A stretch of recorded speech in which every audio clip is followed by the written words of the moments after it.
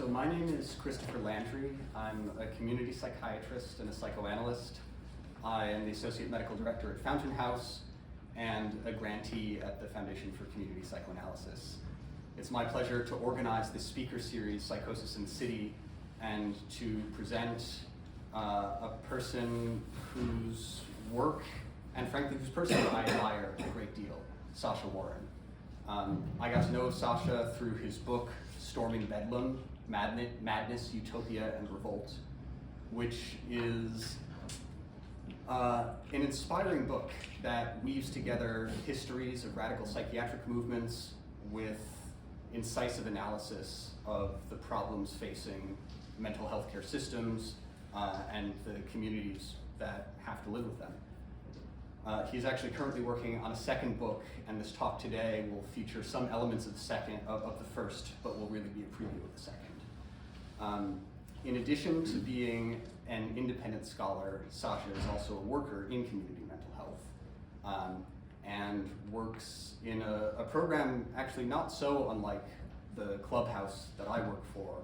You'll have to remind me of the name again? It's called Artworks. Artworks, which is a recovery community for people with serious mental illness in Minneapolis, focused on building community within the group, connections with other institutions in the city, and cultivating the practice of the arts among people living with serious mental illness. And so, without further ado, Sasha Warren.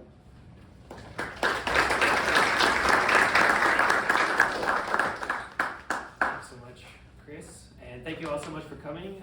Like Chris mentioned, this is going to be a preview of a new book, a whole new topic. This is the first time I'm presenting on it, so I ask for your grace, and also I'll try to pay attention if you look like extremely bored or horrified. I'm kind of stuck here because of the layout. I normally like to move around a little bit, but we'll make do. I'll just have to jump around. If you end up getting in front of a projector from time to time. Okay. Okay, I'm just gonna jump right into it. I got a lot to get through. All right.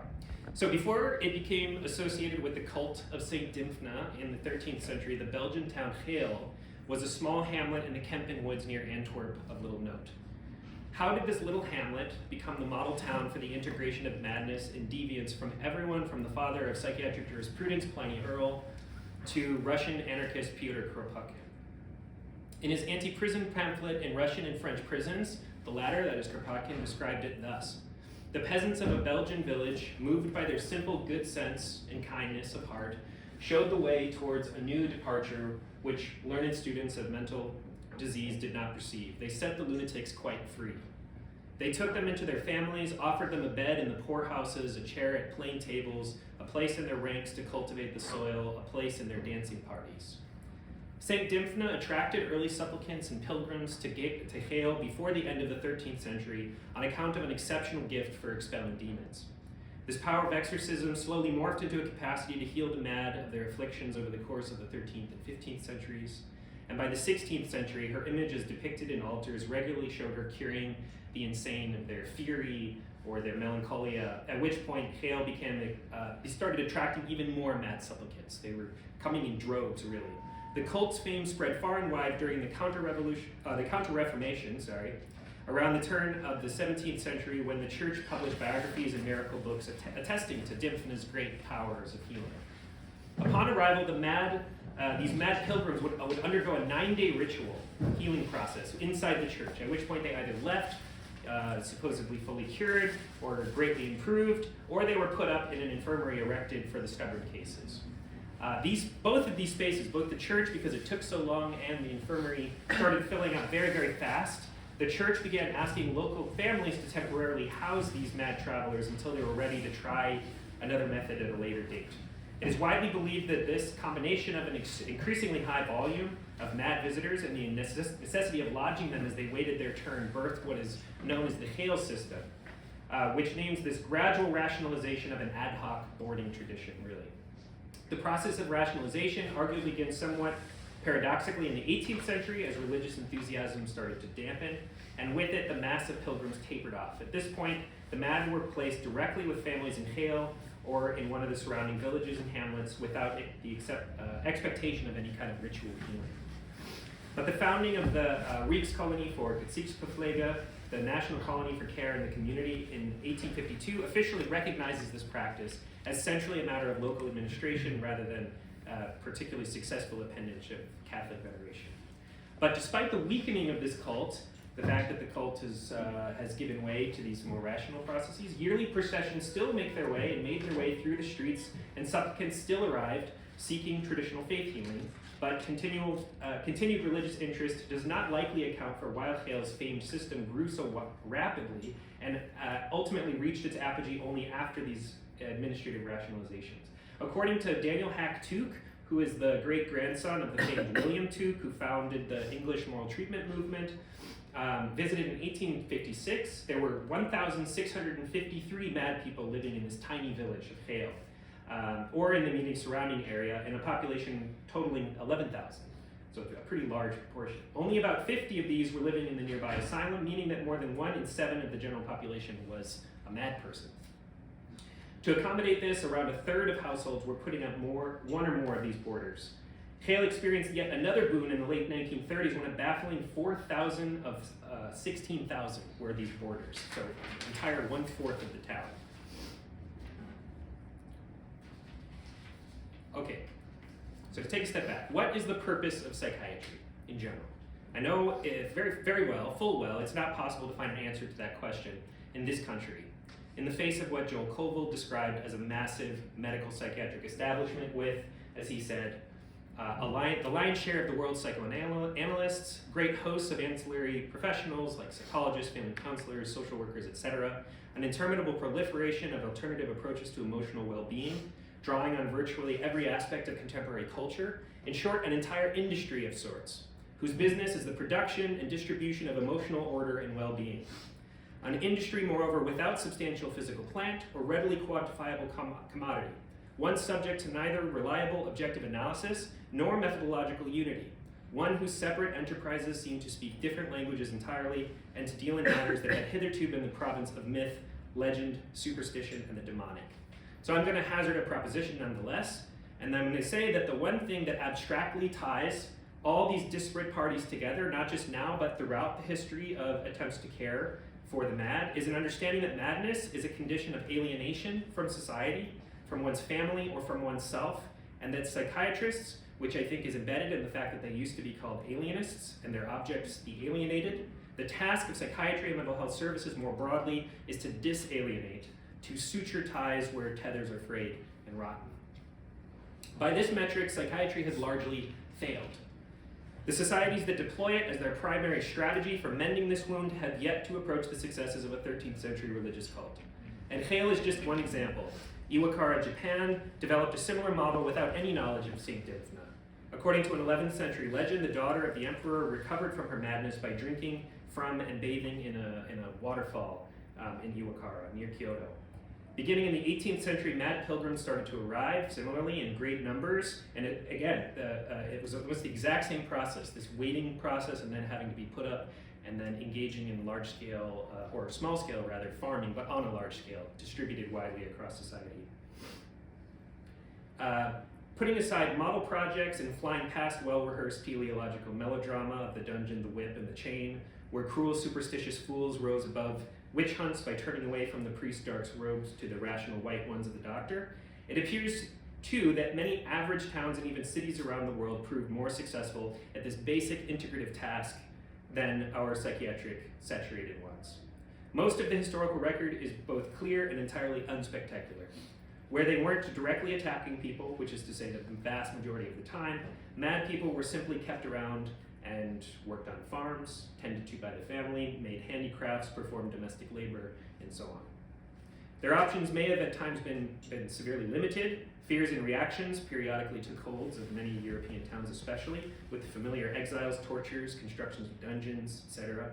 But for much of the time, sharing close quarters with madness was the cause of a general familiarity, a general okayness, maybe not happiness, but coming to terms with. The question of whether normal people deserve to be exposed to madness wasn't even a conceivable question. Early American settlements, especially those in rural areas, were extremely reluctant to ship out an exiled mad among them. Quoting Heather Batshit from her book Madness on Protestant Views of Mental Illness, in 1738, Joseph Handkerchief Moody, a minister from York, started wearing a handkerchief over his face, never again appearing without it in public. The pastor's congregation tolerated his behavior for many years, even after he could no longer face his congregation at all and preached backwards. Another minister, Samuel Checkley, suffered a series of personal losses in the 1750s, and from that period on, he was unable to speak without weeping. He began delivering his sermons in gibberish, but the congregation refrained from firing him. Instead, they just hired more people to help. Sarah Rose's No Right to be Idle shows that this predilection to keep mad and disabled community members at home persevered through most of the 19th century, especially for farming families, while merchants, laborers, and skilled and semi-skilled workers were far less capable and ended up depositing or leaving people for much longer and more often. What happened? What made them less capable is the question. What happened to make the asylum and today this vast array of perplexing services available a foregone conclusion for those that we designate as mad? The whole of my project, I think, is visible in miniature in the town of Hale. Since its peak mad to non-mad ratio of 1 to 4 in the 1930s, the proportion has continually dwindled such that now there's fewer than 250. It still exists, and it's still pretty impressive, but it's much, much smaller. To oversimplify the process, just to make it something digestible for now, after the war, the town increasingly pivoted, as did many domestic European economies, towards service work and away from agriculture and manufacture. Younger generations saw little future in increasingly parcelized land holdings with fewer ties to a world market, and left town or joined a precarious service sector out of the home with irregular hours and little security. As they did so, the economic basis for the boarding system went with them. Who could board the mad if the new residents were renters and out of their apartment for work most of the day? What were the mad supposed to do during the day? There are always tasks of variable intensity to do on a farm, each of which is part of a tight circuit of production and reproduction, but these economic circuits take on the guise of independence in the modern city. Independence meaning untethered, free from the capacity to reproduce oneself, i.e. free to seek work wherever it is available on the market, or free to die. Those who cannot engage in this freedom must either attain a special status as a deserving poor person, or seek illicit means of survival, or perish. Psychiatry directs itself to managing, finding a place for, or treating an object called madness. This object is first and foremost a social problem. Like anything, it admits to a partly biological reality insofar as we all have bodies, and a psychological one insofar as we are all psychic beings. Any manifestation of behavior and language can be analyzed and treated through any of these, but each only has existence through the other. Psychic beings have bodies, embodied beings have a psychic life, and we cannot help but organize ourselves socially. There's no such thing as asocial organization. Our relationship with ourselves is already social and mediated through what we inherit from a social world. With that unavoidable mediation in mind, I'm going to walk through a basic outline of my current work in progress, which is untitled as of now, which is a historical examination of the social types of organization of madness, and the way madness fits into different types of social organization. In my view, this must involve mapping the social roles available to mad and disabled people, identifying the points at which any particular group decides they can no longer care for or find a place for such people and therefore turn to experts or to institutions, which in turn requires a historical examination of communal and familial forms, what makes these forms tied together as a group, and the points of stress at which they start to fall apart, how these forms are embedded in productive and reproductive circuits that create and sustain that same community, and finally how these are financed, how the institutions or whatever type of practice is financed and justified according to some type of logic immanent to that community. In other words, the study involves simultaneously mapping the social, economic, political, and moral infrastructure of historical communities and their relationship with madness. For reasons that might seem kind of strange at first, I've decided to do this through kind of reading this history through Dante Alighieri's Divine Comedy. So the Divine Comedy is the model for my project. And so first of all, it's because this work of high medieval allegory presents us with a world simultaneously defined politically, morally, and theologically all at once. In my account, which is deeply embedded to Walter Benjamin's early fragments like Fate and Character and Capitalism as Religion and the Arcades Project, everyday life in a capitalist society is hell, or the inferno. The service sector I've mapped onto the mountain of purgatory, and paradise is something that's yet to come, of course. Can't imagine that yet. Borrowing from Dante and revealing some of my cards very early, there's sort of a double structure to this analysis. There's a practical organization of society. What options do mad people have? What can they do? Where can they go? Which is inextricable from a moral logic that I view as deeply Christian about what types of lives people deserve to have. At the same time, the book is my and the reader's own pilgrimage through the various forms of social organization of madness, through all the horror and violence, and I hope towards, a brighter future. But why the theology and the Divine Comedy? First of all, because it contains an earnest attempt at producing a vision of totality.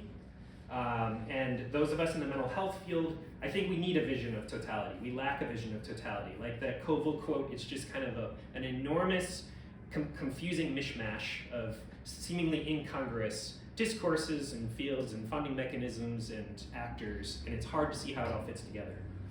And because what we're dealing with is a social and material organization of society and a system of beliefs all at once, without being able to actually separate these two things. And don't worry about getting all this stuff. I'll take you through it. We're going through the whole Divine Comedy. So I start like Dante in the Forest of Error. If people have read, has anybody read the Divine Comedy? It might help a little bit. Okay, it doesn't matter. You don't need to. But he starts in the Forest of Error, and he's spiritually lost. He's destitute. He's like miserable and confused. He's halfway through his life. He doesn't know what he's doing anymore, and he's in this forest and he's lost. And he spots a mount in the distance. This is the picture. This is Dali's depiction of this. He spots a mount and he thinks like, oh, I'm just going to go straight to the mountain. This is where he spots this shiny mount in the distance and feels compelled to take a shortcut to paradise. But he quickly discovers that it's actually a mirage, and he's pushed back by three great beasts. Afterwards, Virgil, his guide through the three geological constructions of hell, purgatory, and heaven, Virgil explains that the only way through redemption is to first pass through hell and then purgatory before you can actually reach paradise. So too do I think we need to begin by describing the various shortcuts the despairing have longed to take, and I count myself among them. What if we just abolished psychiatry altogether right away? Wouldn't that fix things? What if we just put service user in charge of every service? What if we created a federation of communes where mad people could just live in peace? What if we place all our chips on a future biological discovery? Maybe some genetic code's gonna figure it all out and we'll be fine. Or we just bring back the asylum. Or we create a miracle drug, etc., etc. There's many of these. I believe that these solutions all basically miss the point and leave out one or another inconvenient fact. We must first then wade through these inconvenient and unpleasant truths about the way that we handle the social problem of madness and what it means for us. We must then travel through hell, which means analyzing our own place and participation in this social whole, and taking the catastrophic failures of psychiatry as seriously as the extreme social dysfunction it is supposed to ameliorate, before cautioning any solutions or making any promises of paradise. So, to the inferno. By referring to our social arrangement of madness as an inferno, I'm not speaking in metaphors, but referring to a specifically Dantean medieval concept of hell. This particular vision of hell is apparent, I think, also in the late work of Walter Benjamin, when he writes that, quote, that things are status quo is the catastrophe. It is not an ever-present possibility, but what is in each case given. Hell is not something that awaits us, but this life here and now. In the Homeric Greek imaginary, all one's actions are repeated ad infinitum in Hades. One strives to perform great feats of heroism and glory because one will spend the eternity of existence as a shade reliving these glories, while the wicked and shameful will have their shame reverberate throughout the ages. So, Hercules, when he commits his great acts, those will live on forever. They'll just be repeated as kind of a never-ending film of his great acts in life. The souls Dante meets in hell are like this. Their punishment is not a random, arbitrary act of judgment or discipline. In a sense, the way the sinner lives is the eternal punishment itself. In the forest of suicides and self-destroyers, which these are figures from, those who took their own lives can only speak through continually reopening wounds on their bodies. So the only part of their body that can speak is if they literally cut themselves open and then their voice can come out. As they wasted their lives through mutilating a God-given gift of body and life, they are condemned to communicate solely through self-destruction, not just in the afterlife, but in this life here and now. Those who wasted their lives chasing after lusts, this is the sphere of lust now, live in eternity cast to and fro by a great storm, mirroring this passion, this being thrown constantly to and fro. This is the principle of what Dante calls contrapasso. God's punishment for sin is merely the fulfillment of one's own unconscious desire. Sinners, in a sense, desire and will their own punishment. Sinners are viewed as if they are frozen in the light of the day of the last judgment. The mad are theologically, legally, and morally generally exempted from guilt and punishment. The Roman 12 tables contained exemptions for the mad, as did early Germanic and Frankish law, Byzantine law, English common law, Islamic law, early Tuscan law, and so on. And of course, today we have various legal means of exculpating the mad from any crime they committed. We have the insanity defense, we have not competent to stand trial, we have many means by which we can exempt the mad from facing criminal consequence. The Talmud, religious Christian law, our medieval Christian law, Islamic hadith additionally exempt the mad from religious duties and expectations. But are they for that reason automatically saved, redeemed, or innocent? At present, I'm not going to speak to how these exemptions evolved in Jewish and Islamic law, but because I want to trace this specifically Christian moral and legal inheritance, which I think we've received stronger than any of all. And I think in that Christian legal and moral inheritance, the mad are not at all exempt from punishment, despite this whole tradition that demands that they should be. When, in ancient Greece again, the mad are not punished for unknowingly transgressing a particular law of a god. When they kill their children, like Medea, or they slaughter a herd of cows, like Ajax, they suffer from what they call ate, a word denoting both derangement as cause and punishment at the same time. Because you are mad, you do mad things. As punishment, you are plagued with madness. Heraclitus said, in a probable attempt to de-theologize this circuit, character is fate. All he did was further inscribe this notion that we are somehow fated to inherit the sufferings we experience because of who or what we are.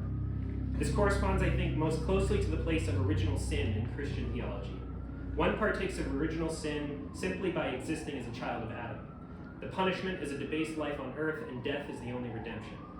The sinfulness of original sin does not correspond to any specific law, but to existence itself. It is creaturely sin, generalized rather than specific guilt. Mad people are exempted from specific punishment in the courts and churches, this is what ties it together, because their existence is considered punishment. Furiosus solo furior punitur. This is a legal maxim. It means a madman is punished by madness alone. And this is the legal basis which we received from Blackstone and English common law to this day of the not guilty by reason of insanity. The foremost American civilian reformer of psychiatry, Dorothy Dix, explains the theology behind this doctrine when she rhetorically asked, in refutation of the notion that madness was a moral failure deserving of specific shame and punishment for specific acts that mad people commit in the community. She said, "Is not the total wreck of reason a state of distraction and the loss of all that makes life cherished a retribution sufficiently heavy without adding to consequences so appalling every indignity that can bring lower the wretched sufferer?" So she's basically saying, like, madness is such a punishment in itself, we don't need to punish them. They live punishment. Their entire life is a punishment. My analysis rhymes, I think, with Marx's treatment of the so-called primitive or original accumulation in chapter 26 of Capital, where he writes, "Primitive accumulation plays approximately the same role in political economy as original sin does in theology. Adam bit the apple, and thereupon sin fell upon the human race. Its origin is supposed to be explained when it is told as an anecdote of the past. Long, long ago, there were two kinds of people. One, diligent, intelligent, and above all, frugal elite. The other, lazy rascals, spending their substance in more and riotous living. The legend of theological original sin tells us certainly how man came to be condemned to eat his bread in the sweat of his brow. But the history of economic original sin reveals to us that there are people to whom this is by no means essential. But never mind. Thus it came to pass that the former sort accumulated wealth, and the latter sort had nothing to sell except their own skin. And from this original sin dates the poverty of the great majority, who despite all their labor have up to now nothing to sell but themselves, and the wealth of a few that increases constantly, although they have long ceased to work. As a matter of fact, the methods of primitive accumulation are anything but idyllic." As Marx was in Capital, I too am seeking to explain how the process of this violent, unsettling process of proletarianization, whether by dispossession, demographic change, or cold market logic, that is the process of becoming dependent on wage labor in order to survive, how this process affects the family and the community's capacity to deal with or find a place for the social problems that we associate with madness and disability. And those are above all danger, disruptiveness, and non-productive consumption. Like Marx, I am interested in how an originally flexible array of responses to this problem, even in the midst of extreme violence and uprootedness, becomes fixed in an invariable pattern I'm referring to as fate. It's important for this project that the point be clear that regardless of what one thinks of madness in itself, whether one believes schizophrenia doesn't exist at all, it's just a made-up label, or whether one thinks schizophrenia is something that makes one inherently incapable to tending to one's needs and even potentially dangerous, is completely irrelevant to my argument. And I deliberately kind of constructed an argument that this doesn't matter, I don't think. For what a society decides to do with its surplus, both its surplus of material wealth and its surplus of workers, is a problem of a system that metes out fate as if it's necessary and could not be in any other way. In other words, the question is not what about schizophrenia makes them incapable of adapting to the demands of society, but rather, what are the demands of the social system such that it condemns a percentage of the population to misery despite having a surplus available to provide for the good life regardless of condition. The notion that madness is in itself inevitably leads to despair, poverty, and death is not at all a natural law, but the practical outcome of a society that requires a vast supply of wage labor and demands that isolated families regulate that supply in order to survive. Whenever such a surplus is objectively available, it is always a social decision to condemn, though in our case this choice is a necessary one. Let's say all schizophrenics are sick, with a very clear biological disease that forces them to act out in destructive and violent ways. I do not see how it follows from this that they would be poor and starving, that they would have to live alone. These don't follow from the premise, I don't think. The mad Protestant minister Anton Boyson wrote that sanity in itself is not an end in life. Instead, the end of life is to solve important problems and contribute in some way to the human welfare. That mad people are excluded from greater social purposes is not on account of madness, but on account of the organization of roles available for them to play. Contrapasso, this Dantean principle, suffer the opposite is what it means, names this principle that ascribes a determinate fate to its structure of being and desire. And in this sense, we live in hell. In this infernal world, the average psychiatrist is neither God nor Lucifer, but simply a minotaur who, in Dante's account, simply points his tail to the fate that's already been determined beforehand. An examination of society as hell is to come to know the concept of fate, i.e. the idea that schizophrenics are fated to die early and live in poverty, becomes objective and natural. How, as Franco Basaglia put it, a moral judgment becomes disguised as an objective fact. It expresses what one must believe such people naturally have coming if they want to live in this society in even a semi-rational way. The schizophrenic is poor because being poor is the kind of thing schizophrenics experience. Freud also discovered this principle, or the irony of this principle, when asked to examine compulsion to criminality using psychoanalysis. He refused to do it, and he responded, quote, "I do not see how this case can throw light upon the essential problem of criminality. If your patient had been the son of a millionaire, he might have become a record breaker and as such a national hero. Only because of his social position and because he was a poor waiter, he could not give expression to his compulsion or hobby in a legal way. How the same or a similar set of compulsions can give rise to a millionaire on the one hand and a criminal on the other, while representing each as if they were already fated from the outside, is the question at hand." There's no clearer example of this primordial guilt condition than the Daniel Penny trial. For the jury and many commentators, though he murdered someone, Penny is less guilty than Neely. Many have said that Penny is a hero who saved his fellow passengers from a credible threat. Others have said that the tragedy is that Neely shouldn't have been on the train at all, but locked in a facility of some sort where he would be taken care of and safe. In the first case, an actual murder pales in the face of the potential harm of a black schizophrenic, whose very existence suggests threat. In the second, the mad intend not what they do and ought to be in a special place, set apart from society where they won't bother anyone. In either case, the mad deserve and earn their fate by virtue of being mad and in public and nothing else.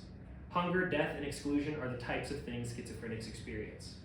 The Penny hero worship overcompensates by celebrating this act of murder as a net good, a case of a citizen finally stepping up to save innocent commuters just trying to get to work from the starving and deranged creatures in their midst. I'm reminded above all of Thomas Aquinas' claim that the saved are allowed to see perfectly the sufferings of the damned in hell, and will rejoice in the punishment of the wicked, by considering therein the order of divine justice and their own deliverance, which will soon fill them with joy. On the other side, framing it as a tragedy, that Neely wasn't isolated somewhere away from the normals, as people like that should be, imagines the mad as Edenic in the Hegelian sense, when he said that the Garden of Eden is a bestiary for mute animals living in eternal sameness without difference or change. Neither can see how the social system that distributes food, housing, controls the means of transport, and the available means for free time and communication, condemns a man to seek food and human connection on a subway, principally a space for moving people from work to home. So if I'm referencing God in this project, I'm referring above all to the notion of divine fate inherent in social organization. Things can be different. The fact that they aren't, the fact that the way things are presented is the way they must be because of human nature or utilitarian good or something else, means that our God principle, or the regulating principle of our society, is the same God that inscribed over the gates of the inferno, "My maker was divine authority, the highest wisdom and primal love. Before me nothing but eternal things were made, and I endure eternally. Abandon every hope who enter here." Of course, that's the inscription above the gates of the inferno. God is a necessary term because he speaks to this vision of totality.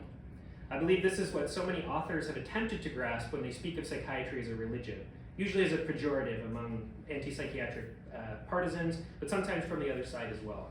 I think totality is the key to the widely disparate complaints made about the field, each strangely somehow grounded in some manner of fact. To take two recent examples, Rob Whitbond published a book called Your Consent is Not Required in 2023, which presents psychiatry as this massive police apparatus that's constantly growing in size and strength by the year, forcibly detaining more and more people than ever before. He claims that it's like more incarceration is happening in psychiatry than in all of history, greasing the runway of the courts and commitment process into detention centers and doping political rebels to oblivion in their own homes.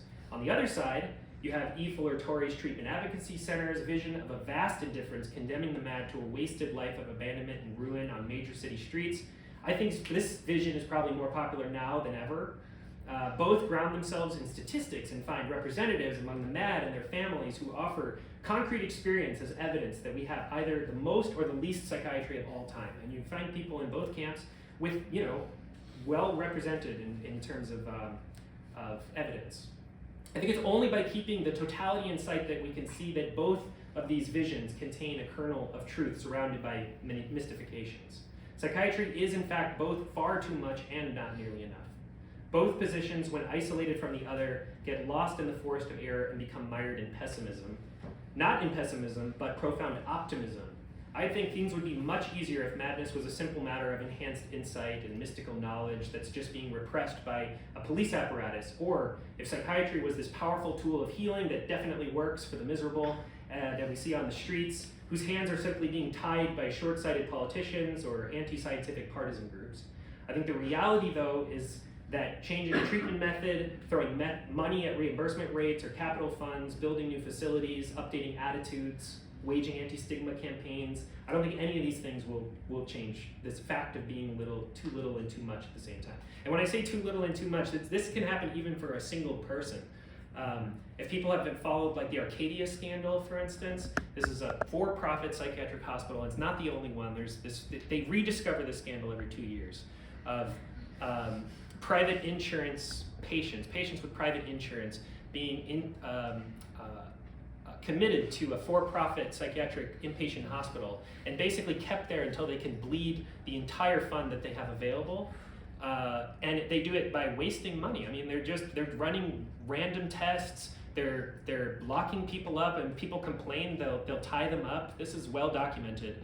And then once that fund runs out, the real money, and they get put on like emergency Medicaid or something like that, they boot them to the streets. So they go in seeking help for an issue. They get way too many services they never asked for that oftentimes are intrusive or violent, and then they get booted and they get no services that they were actually seeking at the very end of the process. So that's one person that it can happen to, where psychiatry is both too much and not enough. It's never enough of the right thing, and it's way too much of something they never asked for, and it's going to end up hurting them in the long term. Okay. So we need to come to terms with the fact that the world facing some patients outside is actually so horrific, not to mention the threat of jail or prison, that a return to a psychiatric ward can feel like a return home. This banalization of social death is a shared catastrophe. So to actually talk about that totality, I hope you can see this towards the back. What is this totality? The totality could be nothing other than the entire system of reproduction and production, plus all the attitudes and ideas that these require, allow, and encourage. I have not in this thing included a separate area for ideas or the superstructure. This is because, like Benjamin, I believe these are actually inscribed in the physical structure itself. Following him, I think of, I kind of conceiving of capitalism as a special cultic religion derived from Christianity that produces guilt and debt. He uses the single German word Schuld, which means both guilt and debt. This cult maintains and explains itself in its own acts, so you don't need to have a separate sphere. For Hegel, ideas do not develop in isolation from acts, but are part of the act itself. Capital does not need one to announce one's fealty or to secure one's love. It demands adherence to the structure at pain of death. The mad simply bear a more extreme side of the same guilt that everyone else does, a guilt heightened by threatening the coherency of the basic corporate unit of capitalist reproduction, which is the family. Hence, any project that strives to locate the cause of the violent outburst or the poor life outcomes for schizophrenia cannot under any circumstance isolate this object, that is, just analyze schizophrenia isolated from everything else, but has to view it as a link and a metabolic chain involving family, community, work, and production, the whole sphere of production. So just to give you a little guide here. This is the thing I'm holding it all together. The line I'm kind of, it's faded, it's transparent because it's not a hard line. I'm not trying to establish a hard line, but I do think there's basically a line down here. The system of production is down here, and the system of reproduction is up here. The family is up here. Degree of dependence on wage, capital, and the market. This is actually directly tied to this tolerance threshold is what I'm calling it. That's the capacity of the family to deal with stress, basically. To find a way to productively use stress or to utilize one's communal resources, familial resources, in order to deal with stress, whatever that case may be. But this tolerance threshold is in turn affected by the capacity to integrate and the capacity to offload. So if there's something in the domestic or familial environment that is an avenue for that type of integration, so the Kale system benefited from having basically small-scale agriculture and finding lots and lots of little jobs for people to do. That's one factor, and then the capacity to offload is the other factor. Are there institutions available that are ready and willing to accept a large amount of people without question or with little question? And what are the processes by which people can offload those people? So again, in Hale, in the town, they do have a psychiatric hospital, but it's very small capacity. So I think they only had 50 patients. So you don't have if you don't have the ability, you can't even really think of it. You have to come up with some other means of dealing with it. But these things are always in relation with one another. Yes. Okay, I'm going to move on.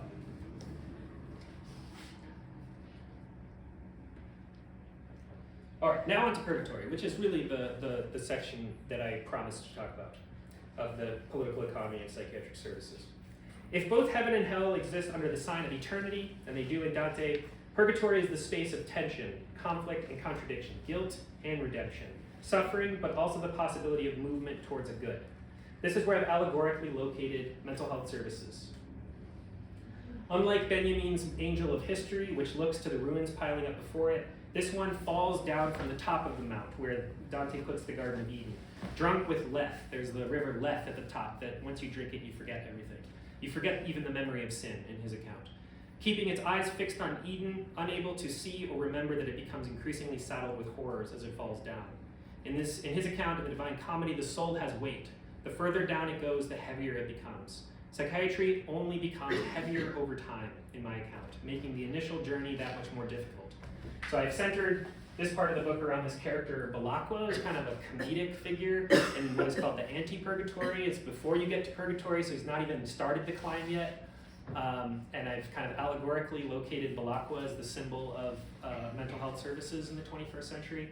He's the character who's he's not even slothful. He has acedia. He lacks spirit. He lacks even the desire to start. He sits all day in the fetal position. He just kind of repeats his like little maxims of wisdom to himself and refuses to even attempt to try anything. So that's where I've allegorically located psychiatric services. But I don't think that's just a problem of attitude. There's an argument in there that the way that psychiatry is structured, mental health services are structured, this siloing effect keeps people in a kind of it makes it very difficult to even begin to do the work of changing something, changing the system. I start off this section by looking at the history of mental health policy, which looking at it on there is extraordinarily hard to read. I don't want to spend too much time on this because I want to get more into the political economic themes, but these are obviously very important. The one that you really need to know is actually the 1854. In my opinion, this is the American law on American health, or actually the lack of a law. So Dorothy Dix, again, the civilian reformer from the Northeast, she traveled all over. She got all kinds of states around the country to build the beginnings, the rudiments of a state mental health system. She attempted in 1854 to create a federal mental health system, and she got pretty far. She convinced the Congress, it was approved by Congress to dedicate 10 million acres for a federal psychiatric system. If she had succeeded, this may have kind of unified the psychiatric system that we have in this country in a similar way that France's is unified, with basically everything is centered around Paris, but then you have these sectors all around the country that have a relative degree of independence, but they have to kind of all report back to a state system. But she failed, and because she failed, we were left with a complete hodgepodge. States were left to decide what they wanted to do after that point. And we never actually had any significant federal policy until 90 years later, so it wasn't even on the table. And then those, just in real brief, the Hill-Burton Act was the Hospital Construction Act that resulted in a very large expansion of hospital infrastructure throughout the country, especially benefiting rural areas. But one kind of interesting consequence of that was that it expanded ER capacity and usage by 400%, and that includes psychiatric ER, which was this is kind of a more subterranean history of the Hill-Burton Act, not quite as well known, but there were a group of psychiatrists that were trying to get psychiatry into general hospitals, and it had mostly failed, but this was their big moment where they really started to they got their foot in the door and they started to get psychiatric ERs. And I think now today, the symbol of like the dysfunction of psychiatric care is often located at general hospital psychiatric wards, so it's interesting to see the way that ended up coming to be. And then same year, the birth of the National Institute of Mental Health, the federal mental health research agency that also distributes grants, research grants, and things like that. You have the CMHC Act of 1963, Kennedy's famous act. This has, especially prescient here in New York. This was really the leader, but it still fell drastically short. It was this attempt to create community mental health centers throughout the country. There were supposed to be 2,000 such centers, but we only built 200, so that was a total failure. In the text, I'd say hardly any, it's always attributed this very central place, the 1963 Act, and I don't understand why that is. It didn't succeed. At best, it was a symbolic turning point, but hardly even that, because the whole symbolism of wanting to close the institutions and create a structure of community care started well before this act. And then, of course, the really important 20th century one is the Social Security amendments of 1965 and 72, which included Medicaid, Medicare, and SSI, which is how we pay for the majority of mental health services today, is through federal insurance programs. And then the last one is Obama-era parity acts and Affordable Care Acts that created larger parity for private insurance, so increasing the capacity of private insurance to pay for psychiatric care.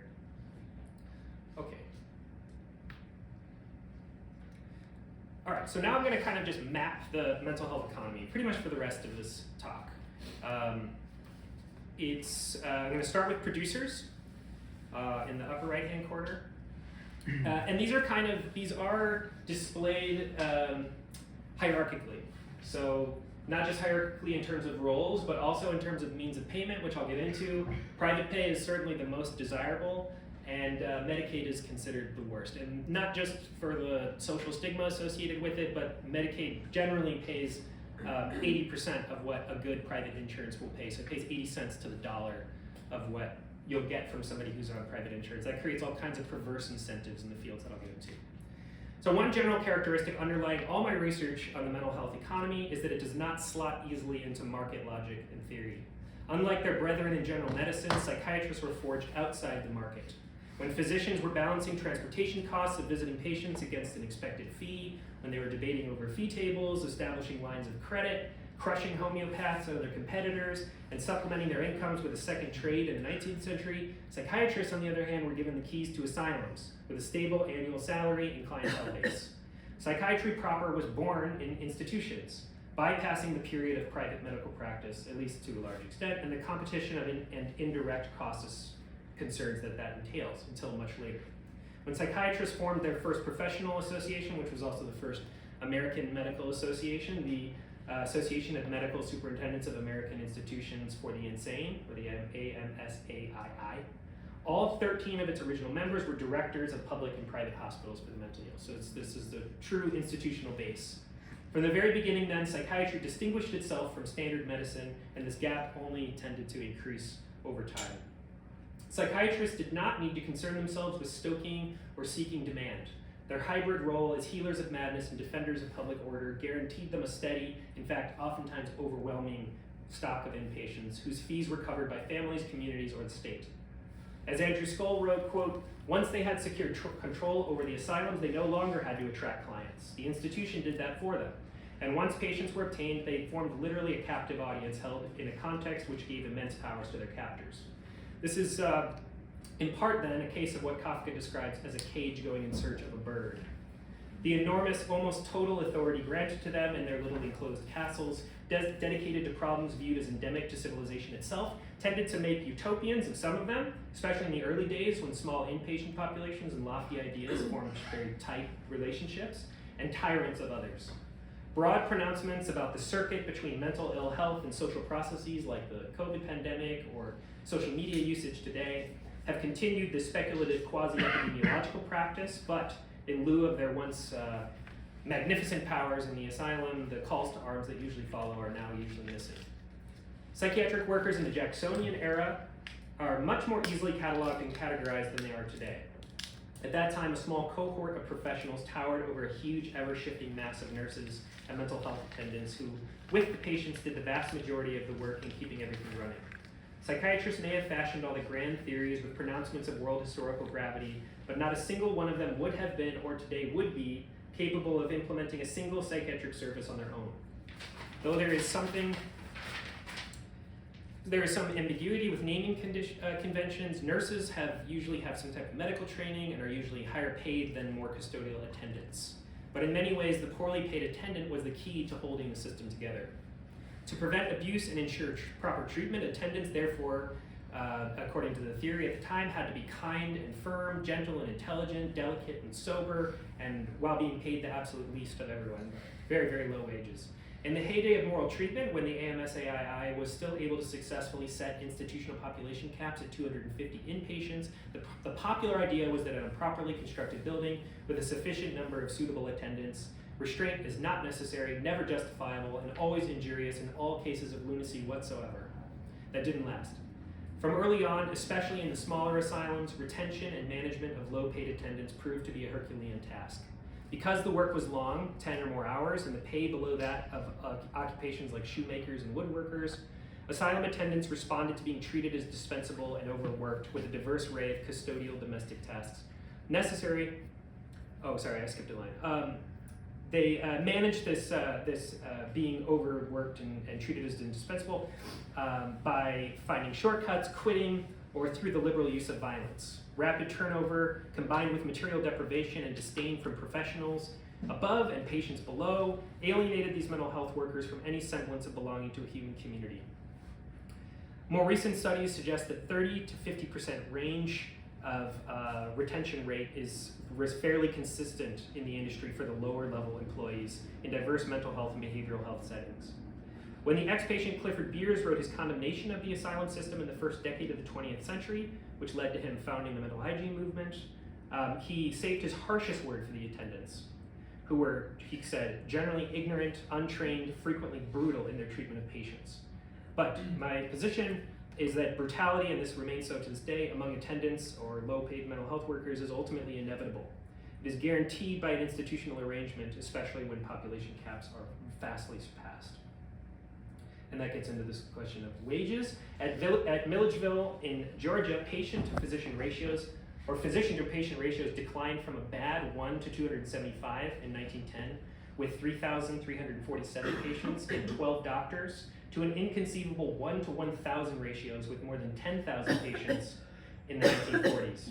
The lower staff turned over constantly, for who could stand to care for 10,000 suffering people at a time, crammed into a space designed for a small fraction of that number. One doctor for every 1,000 patients could not possibly contain epidemics or adequately monitor any individual events, except at the expense of hundreds of others. I don't think it's any wonder then that patients were found strangled or given routine custodial shock treatments in these conditions. And then when asylum workers tried to expose the horrible conditions in the hospital or fight for change, they were threatened and reminded of their fragile position as the lowest rung on the ladder. One organizer in the mid-20th century was reminded that, quote, the state draws them from such a low economic and social group that losing their job would be a major catastrophe.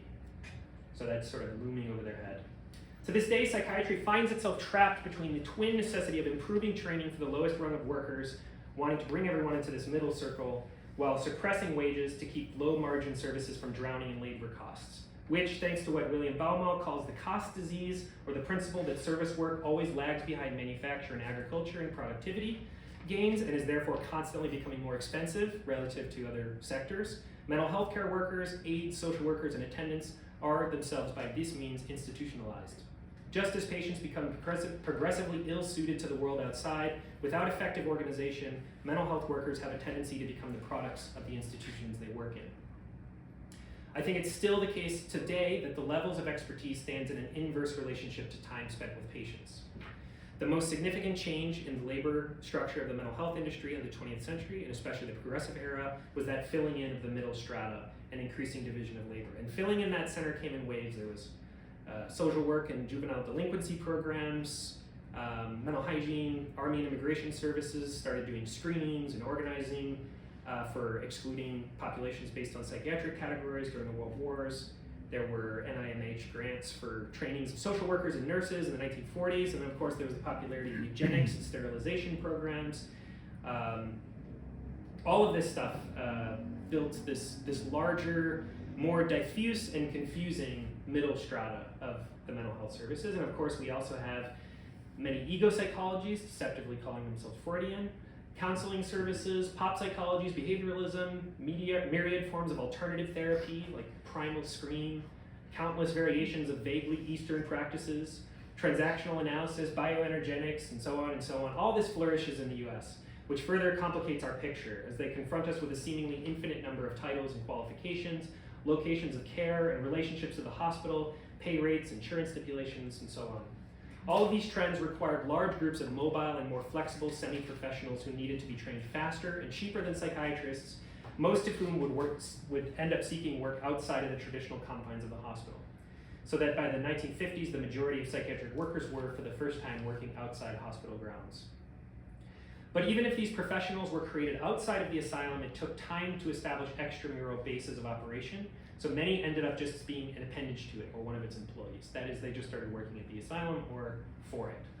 There's a notion that social workers would specialize in creating case histories, nurses would take the time to form relationships with patients, but stratified layers of relationship and trust building was and is crucial to gaining the trust and therefore the consent of patients to their treatment. Professionalization of the middle strata may have aided with staff retention through securing marginally better wages and a more unified vision for each class of worker. And of course, there's the increased time and financial investment on the part of the worker. However, it still remains the case that psychiatry has this extremely lopsided labor structure, with psychiatrists at the very top making on average close to $250,000 annually, while the assistants who make up the majority of workers make somewhere closer to $40,000. So that's what this pyramidal structure is. One side shows the average mean wages, and the other side shows the actual amount of employment. This is from the Bureau of Labor Statistics.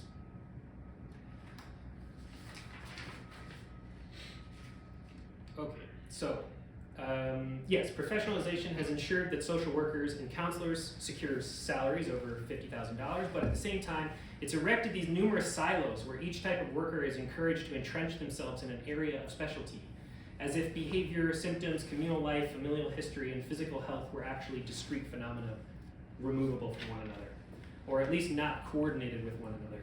I think that's really the big issue here, is the lack of coherent coordination.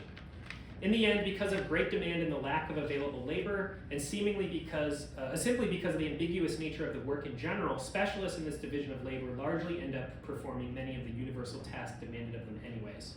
If they want to even have a modicum of success, no one in this field can escape the need of establishing a concrete relationship with their patient.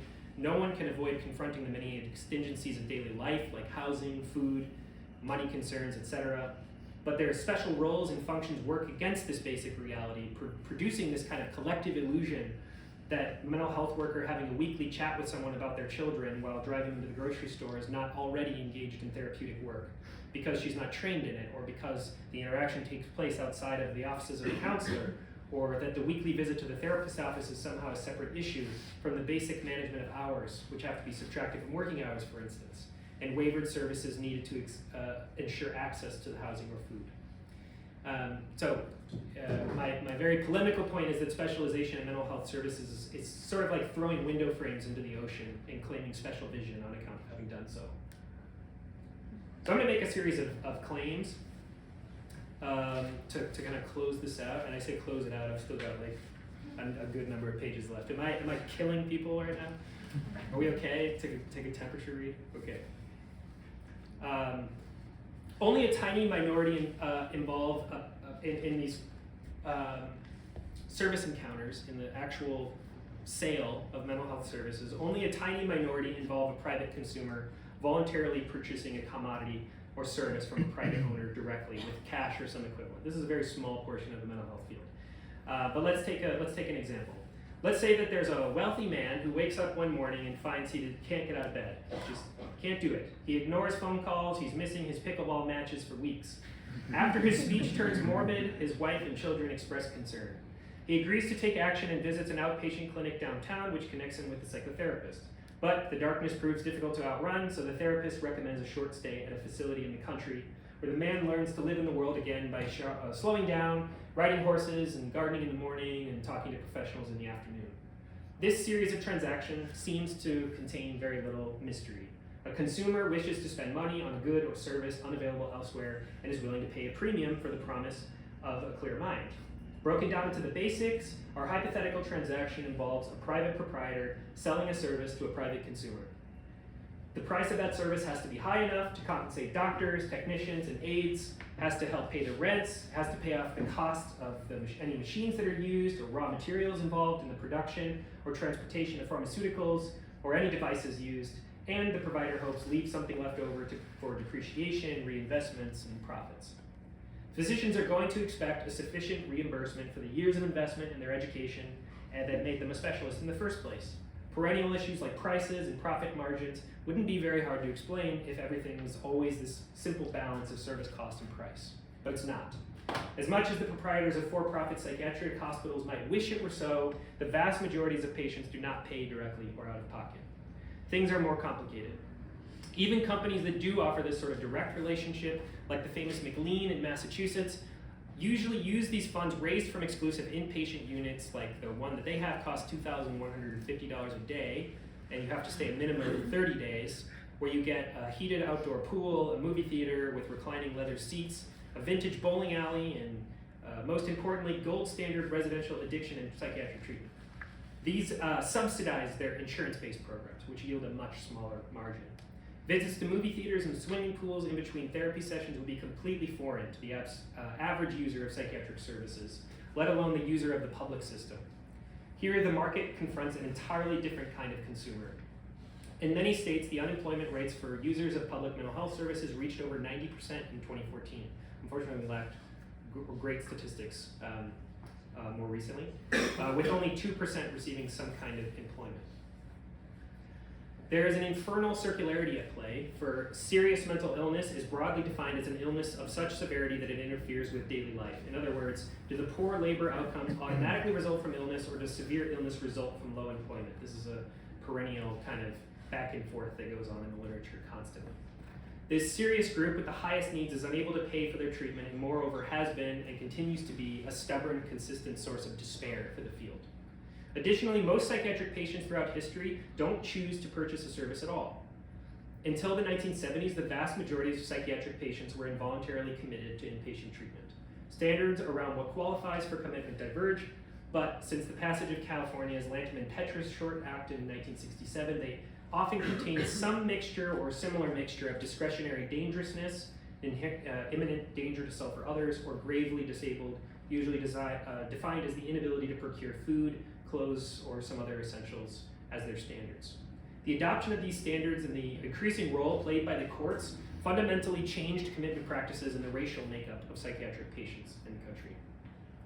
Though Southern asylums admitted some black patients very early on, with very few exceptions, psychiatric hospitals were explicitly or implicitly excluding black patients or segregating them into smaller wards or buildings in the 19th century. Psychiatrists justified this state of affairs by holding that black people were less susceptible to insanity, usually attributed to claims of the lack of cultivation or deficient intelligence. For instance, quote, lower brain functioning protected African Americans from higher order mental disorders such as melancholia and mania. That's from a 19th century physician. Some pro-slavery psychiatrists even claimed that slavery protected black people from mental illness since it suited the natural mental servility and sheltered them from the ills of modern civilization. De facto segregation at all asylums, besides perhaps the slave labor-dependent Eastern State Hospital in Virginia, the fact that states paid lower rates for black inmates nationwide, and the opposition from major formers like Dorothy Dix to integrate mental health care meant that black people were far more likely to end up in a jail, almshouse, or in the South, treated on site at a plantation, unless the need was sufficiently specific and a recovery was thought probable. Throughout the history of psychiatry, the black surplus population, therefore, has been far more likely to be criminalized and stuck in jails, prisons, and convict farms rather than asylums and psychiatric hospitals. In 1886, for instance, Georgia had a total of 1,527 criminal convicts. Of these, 1,378, or 90%, were black, while they had 1,238 psychiatric patients, with only 350 being black, so that's only 28%. I say all that because these racial dynamics have fed into the kind of present that we have today. The psychiatrists as a general group has grown to include individuals of various tax brackets and racial groups, but we can say that the historical group referred to as the MAD, the indigestible kernel of psychiatry's diet, has mainly been and continues to be indigent and reliant upon public support.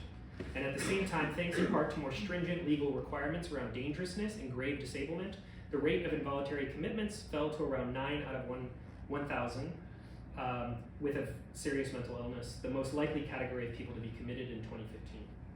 Just as the commitment rate dropped, generally though, it actually rose for black patients. Between 1960 and 1980, black representation rose by 7%. A revealing study in 5 states, Arizona, California, Iowa, New York, and Texas, found an increase of men with a prior arrest among the forcibly committed from 38.2% in 1968 to 55.6% in 1978. Even with this increase in commitments of the criminalized black population, black people continue to be the most likely to access psychiatric care in prison or jail. All this to say, though, that this decrease in involuntary commitments and this kind of racial shift that happened, this does not mean that coercion plays a diminishing or more narrowly racialized role in the provision of psychiatric services outside of the prison. Holds lasting for 24 to 72 hours in a treatment ward for observation are standard across many states. AOT, assistant outpatient treatment, assertive community treatment programs, implemented by a collaborative network of judges and psychiatric companies in all but 3 states, can legally mandate a patient to attend specific treatments or take medications. And the conditions under which some patients are offered voluntary care significantly muddle the distinction between choice and coercion. If voluntary care is chosen because this would look better on one's record than being forced to attend, or when one was not in a frame of mind to make a reasoned decision. I don't think you can call this a free choice, but this kind of thing happens all the time. Of the more fundamental political economic roles that psychiatry plays, the declaration of guardianship is certainly among the most substantial, for this regulates the capacity of an individual to independently participate in markets or civic procedures on their own behalf. A ward, then, is generally defined as a person who's incapable of making their own choices and has an appointed guardian who makes final decisions for them, including, in many cases, the purchase of services. Such a great power is destined to be put to creative uses. The early termination of an unwanted marriage or the seizure of an estate through the declaration of insanity are historically among the most scandalous. Even Marx wrote about this. For more than 1.3 million wards in the US, not a single decision can accurately be described as voluntary to the same degree as an average citizen. Despite concerted efforts to reshape the classic mental patient into a market consumer who can direct his or her Medicaid waiver this or that way through the prudent management of a case manager, the lack of true options and the control leveraged by these gatekeepers and guardians places this activity squarely in a quasi or sometimes even non-market sphere. So what is it that the mental health industry actually sells to or forces on these consumers? What is the commodity of the mental health industry? Is it a clear mind? Is it happiness, stability? I think such subjective states of mind might constitute a desired outcome of treatment, but I think it's too abstract to think of these as commodities. You can't really sell these things. Certainly there are tangible commodities on offer with a form comparable to winter jackets or jarred pickles. Drugs are the most obvious, pills, but books of the self-help variety for the mass consumer base and specialized workbooks for DBT programs or textbooks for nurses and what have you are another. Of course, there's medical restraints, you have to buy those. Electroconvulsive machines and hospital ward uniforms, these all have distinct production processes and produce profits for owners by selling over and above expenditures spent on investments. These all play a hand in mental health treatment, but their consumption does not constitute treatment itself. Treatment is always a social encounter between multiple people. And this is true even when a psychiatrist tries to minimize meetings to as short and seldom as possible and tends to operate like a mediator for a trade in drugs. The mental health industry is, at its core, then made up of services. Some services produce or use raw materials to prepare a physical product, like a barista making a latte. Mental health services, though, are not of this type. Instead, we are dealing with a diffuse and often contradictory array of services. There's these two authors, Marta Russell and Jean Stewart, who have suggested quite provocatively that the mentally ill person or the disabled person, herself or himself or his body, is the mental health industry's primary commodity. So this is what they call the money model of disability, or like the commodity model of disability. I have kind of a long quote. I'll try to cut it short. They said, although disabled people have been excluded from the labor force through economic discrimination and compulsory unemployment, one should not assume that these millions have been ignored as a source of profits. These unproductive ones who do not have an able body to create surplus value as laborers shore up capitalism by other means. By clever capitalist alchemy, disablement has been spun into big business. When a single impaired body generates $30,000 to $82,000 in annual revenues, Wall Street brokers count that body as an asset which contributes to, for example, a nursing home chain's net worth. So that's kind of their theory in short, which I am disagreeing with. Elsewhere, Russell explicitly ties this generation of revenue to commodification. She said, nursing homes have commodified disabled bodies so that the least productive can be made of use in the economic order. I'm aligned with her argument in spirit. I think basically what she's saying I tend to agree with, but I think something is lost in the details, and I think if you try to extrapolate this money model out, it doesn't really work. What is a commodity? Let's start with that. In the simplest terms, it is something saleable in the market. When Russell says that the disabled body is commodified, she undoubtedly means that it, or some kind of virtual representation of it, has become the object of money transactions and financial speculation. But is the disabled person or their body really being sold? How or why would this be? A commodity must generally also have a use, unless the primary use is, like money, the capacity to be exchanged. The only activity Russell and Stewart mention in their argument, in their piece, is occupying beds. No one would claim that this is a useful, productive, or profitable activity. So what is actually going on here? Russell's formulation would only work if disabled people could be considered a form of currency. but I don't see how that would generate profits, since money on its own does not expand except as credit, and even this mechanism whereby money seems to make more money on its own is, as Marx explains, simply the highest fetish form of capital, concealing the real generation. To say that the disabled body has been commodified cannot mean the same thing as the commodification of, for instance, mineral deposits and their products. The latter can be ripped out of the earth, sold to a buyer, shipped freely in multiple shapes and forms. You can alter it prior or after shipment, and you can exchange them directly for money or at least theoretically some other commodity as well. The human beings in the disability or mental health industries enter a building or are visited by a worker who performs a service. A claim to services is sold to an insurance company who buys on behalf of the patient. Such a claim is tied to a bed and or a time slot or a visit or something else, and a person's presence in a space. Irving Goffman once contended that, quote, mental hospitals are not found in society because supervisors, psychiatrists, and attendants want jobs. Mental hospitals are found because there is a market for that. If the mental hospitals in a given general region were emptied and closed today, tomorrow relatives, police, and judges would clamor for new ones, and these true clients of the mental hospital would demand an institution to satisfy their needs. If Goffman is right, then the fulfillment of that service is not just for the individual client, but also for society, and specifically relatives, police, and judges especially, because it replenishes the stock of capable workers by keeping the space of reproduction safe from disruption and extraneous duties, and or it protects the public from incipient danger.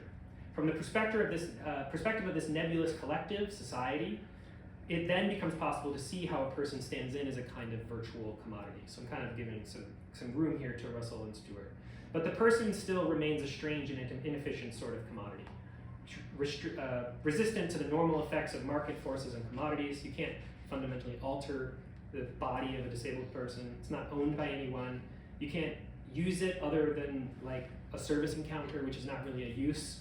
And it's not exchangeable for any other commodities, even in theory, other than money. Why then does society need this service? Historically, organized public responses to madness and eventually psychiatry come on the scene when smaller craft work and subsistence agriculture cedes to large-scale impersonal production, the dispossession of small holdings, the general reliance on wage labor, and all the precarity that this tends to bring. You're totally dependent at that point on from what's available on the market, what the rates of work are versus the cost of living, and many other precarious factors.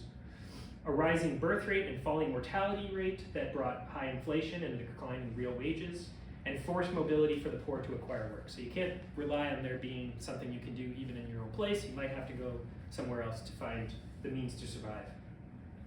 These factors together, and they're all present in the examples I was showing at the beginning, and Fail and all the others, eroded these powerful incentives to keep mad and disabled individuals at work until families couldn't dispense with them fast enough. To underscore what I said earlier, if we want to understand the infernal fate apportioned to madness in society, we need not look for answers in individual mad people or in their behavior. There is no such thing as an inherently unintegrable person. That's kind of maxim that I bring into this work. But in the changes families had to undergo in the process of being proletarianized. This is my last claim, and then I'm going to talk about the funding stream a little bit. Following the money through the dominant funding stream will help us clear this up. According to a 2022 audit, one of the largest private mental health companies in the US offering primarily outpatient services, that's Rogers Behavioral Health, draws 2% of their annual revenue from Medicare, 10% from Medicaid, and 87% from commercial insurance. Minnesota's psychiatric ER, on the other hand, received 34% of payments through Medicaid, 26% through Medicare, and 34% through commercial insurance. Nationally, Medicaid is the single largest purchaser of mental health services, amounting to $270 billion annually for 13.9 million people covered. And it grows proportionally higher every year than every other form of payment. So it's constantly swallowing the rest of them. Coverage criteria and the distribution of state versus federal responsibility differ by state, but certain features remain the same. Medicaid and Medicare are drawn from payroll taxes, making their growth conditional on general economic growth. And Social Security constitutes the largest portion of the annual mandatory federal spending budget. It's about 19% of $6.27 trillion in 2022. And it grows every year, like I said. Considering that the majority of Americans receive their private commercial insurance through their workplace, I think you can justifiably claim that the lion's share of all funding streams into mental health services depends on capital accumulation in a more significant way than any other industry or service. Like most services, mental health services are place-bound. That is, they cannot be exported. But they also oftentimes need to take place in a specific building outfitted or authorized for that purpose. And unlike most other services, they draw the majority of their revenue from direct or indirect payments that take a circuitous path through payroll taxes to the federal government, to insurance payments, and into the hands of the person offering the service. Okay, this is my kind of attempt to map some of this funding stream. In Marxist terminology, what you're looking at here, this funding stream, you start with surplus value. Over there on the right side is the capital share, the private allocation of social wage. This is the Ruth Wilson Gilmore way of putting the philanthropy. Then you have payroll taxes go over into Social Security, and kind of most money comes from this area here. But there is also direct state appropriation that goes into the public funds like NIMH and public services like the VA, the grant systems, and then there's a handful of public hospitals, and especially the kind of hospitals for the criminally insane are oftentimes run by public services. And then, yes, so you have Social Security income. Insurance is this private fund that people get, a personal fund that goes here. That this is mostly swallowed in rent. I don't know, I can't remember the exact number right now, but in California, the average after someone pays their rent on Social Security insurance is something like, it's like $4. It's less than $10 living in California for a month. You're supposed to, I don't know what you're supposed to do. Because that's the rest of your reproduction fund. I don't know what you're supposed to do with that. And then, yeah, your Medicaid and Medicare generally, or commercial insurance. So I guess I should have made another one for commercial insurance, but the vast majority of the mental health sector now is private, over 80%, with 21% or so being private for-profit, which is growing right now, and about 60% is nonprofits. And yeah, okay, I think that makes sense, hopefully. In Marxist terminology, the mental health industry that you see here is an unproductive one. No moral value should be attached to this distinction that I'm making between productive and unproductive labor. Such a distinction is meaningful only in relation to general accumulation. He said the worker who performs productive work is productive, and the work he performs is productive if it directly creates surplus value, i.e. valorizes capital. So that is, if the work that you do ends up with more money at the end than you started with, it's a productive sphere. But in this sphere, the money is swallowed up, it's consumed. You start with a certain amount of money, and it goes down the stream, and you end with not more money, but less. It's unproductive in that sense. Services that consume tax money without adding any additional accumulation, that is without valorizing capital, are non-productive and dependent. Another way to state this would be to say that if mental health services were to grind to a halt, lots of people would suffer, but the production process endemic to capitalism would feasibly live on as long as another strategy was in place to deal with this surplus population. Like the Nazis, for example, tried to eliminate psychiatric patients entirely through mass murder and sterilization. So it's not inevitable that we have a mental health system. There's obviously been other state strategies erected to deal with it. But the reverse is not true. If general accumulation in industry and manufacturing grinds to a halt, all this tax revenue would dry up, theoretically, and all services dependent on taxes would be impossible. A further set of conceptual distinctions, I hope, will make this a little clearer. You can distinguish enrichment from profit, revenue from profit, and profit from accumulation. You can call enrichment is like a personal gain, for instance, through an above average salary. Revenue is the stream of money into different accounts or spheres, and profit is the surplus amount over that investment. So if you invest $100 in labor and materials and you end with $120, then $20 is your annual profit, obviously. And accumulation is then a reinvestment of the portion of that surplus back into a greater amount than the first turnover cycle. So if I put $10 of that $20 profit and begin the next turnover cycle with 110, theoretically I would get a small percentage higher in my return. The mental health industry can foster a good deal of personal enrichment for individual CEOs and psychiatrists, and a modest amount for counselors and social workers. It can also allow for a certain degree of profit for private firms through the exploitation of the mass of low-paid laborers. But the majority of firms in the mental health industry do not add to the general accumulation of capital or pay out dividends to shareholders. Instead, they derive their funding from taxes levied on capital accumulation in other industries. Even if those select few private for-profits that do pay out dividends, which theoretically could be productively reinvested, draw these shares from a process that is better described as redistributive, moving money through taxes from one place to another where the recipient may do with it what they will. Any increase a firm experiences in a turnover cycle is either due to increased capacity to draw in more clients and therefore this increasing their tax revenue, a shift in client base, usually the productive shift or the profitable shift is from Medicaid to private pay or commercial insurance, and then to, that's the top. Separate investment in productive ventures or legislative action that would fund Medicare and Medicaid reimbursement rates at a higher rate.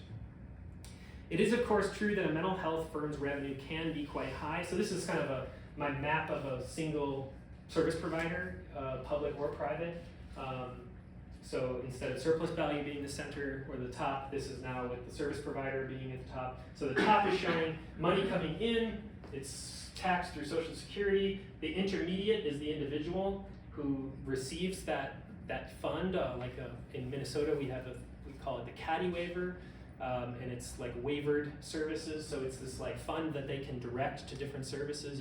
You have a modicum of choice, but it's limited in what that choice is allowed to be. So that person makes that choice, it goes to the service provider, and then that money is consumed through all these different costs. So there's fixed costs, you gotta pay for the building, you have to pay your technology fund for your treatment devices, productivity enhancements, you've gotta pay for training, you have to buy uniforms and art supplies and textbooks, and then the biggest cost that always is growing and never going down is of course the service costs.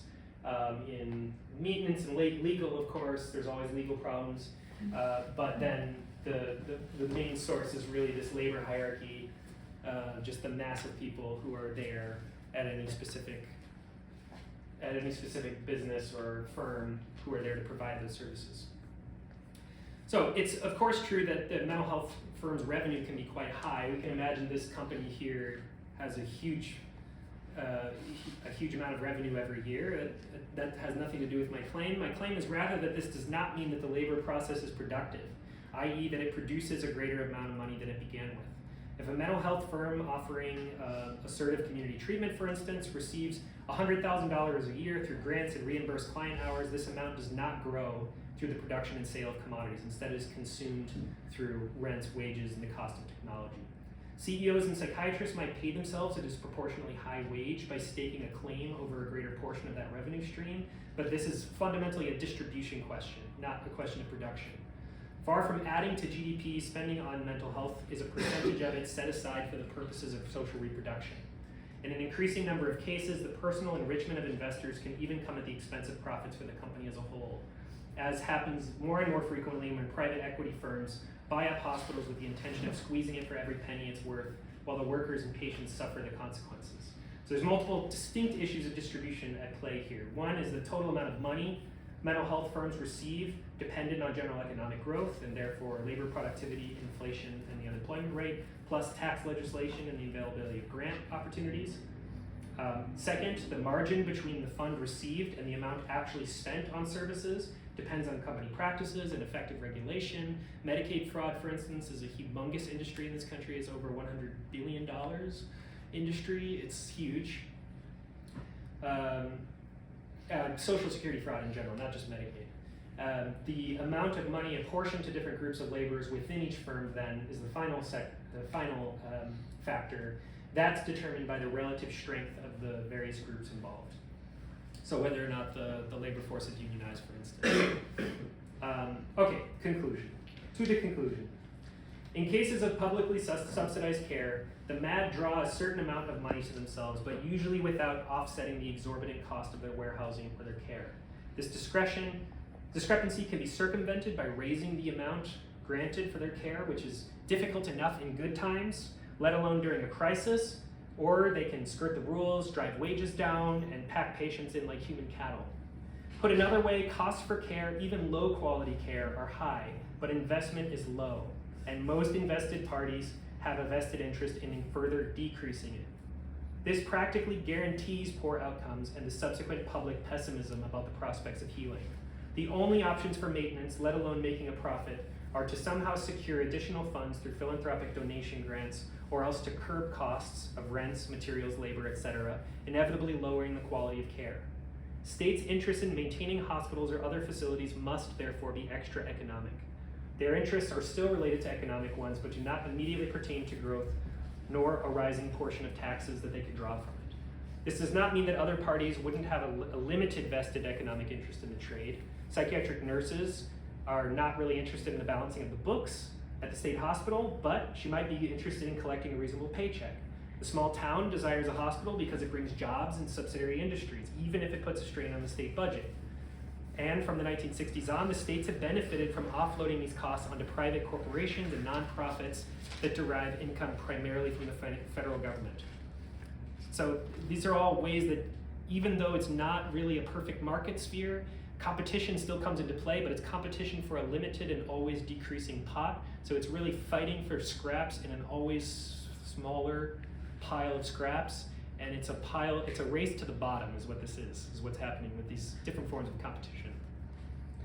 Neither madness nor the mad have been commodified in any of these cases, but as in the examples above, the real commodities were in essence an average bundle of services associated with diagnoses and class positions. For instance, a certain set of services expected for an indigent individual with schizophrenia, while another is expected for a lawyer with anxiety. Industrial laborers sell their labor power abstracted in time for a wage. In the eyes of the captains of industry, these laborers were little more than hands. A similarly derisory mystification occurs all the time in psychiatric services.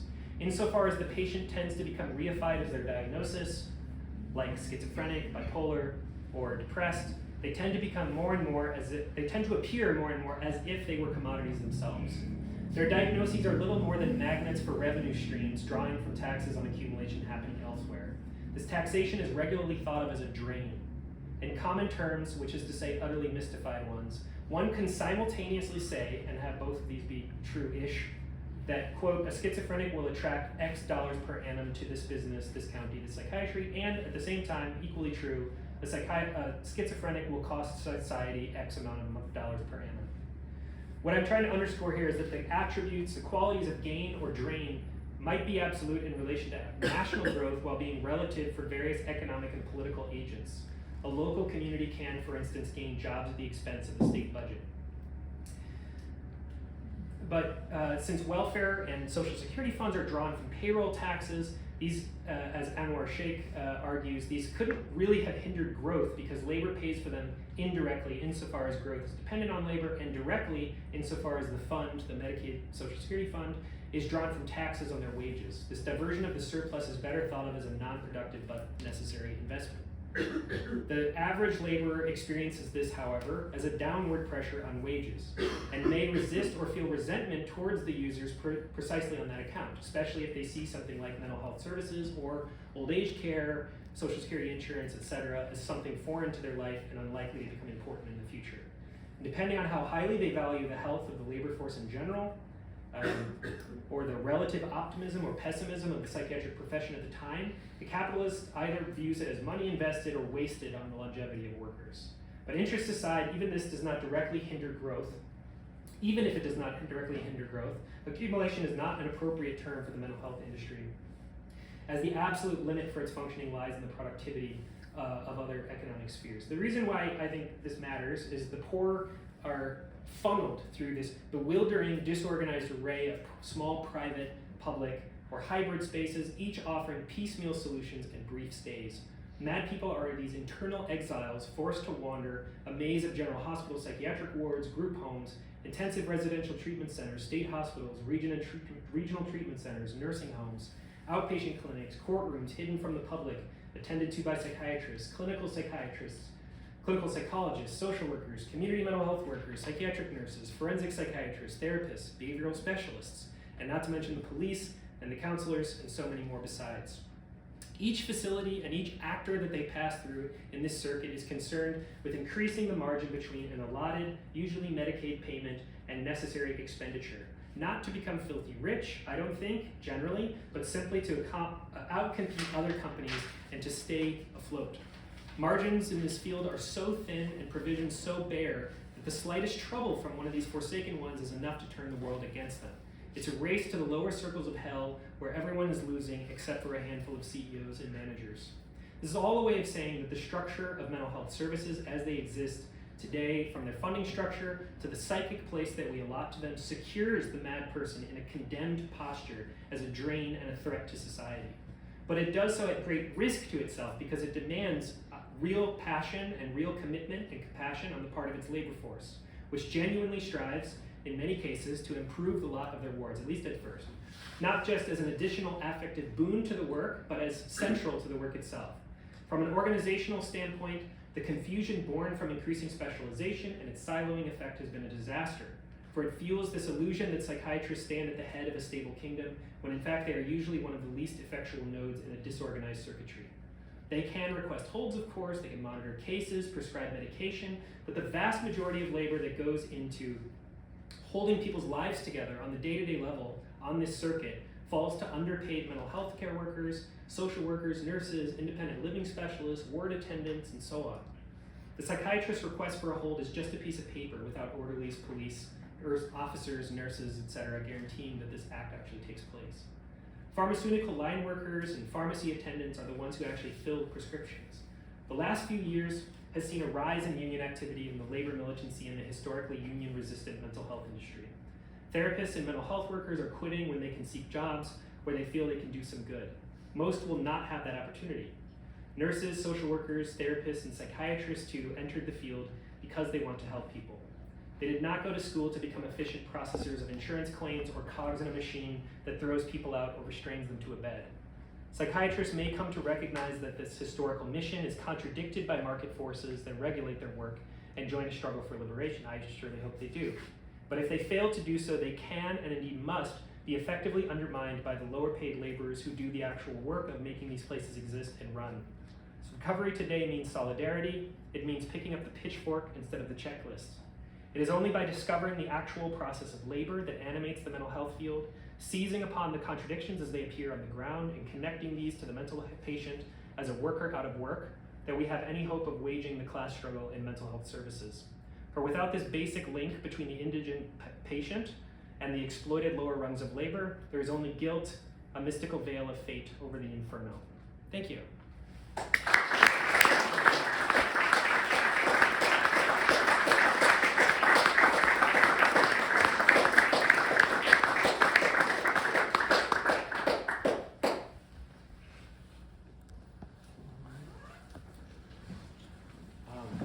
Thank you, Sasha. That was fantastic. We have some time to take questions. Although, actually, Jesse, could I ask you to turn on the lights? The light behind you. Nope. There's a little thing next to the main one that you have to push the up switch. Yeah.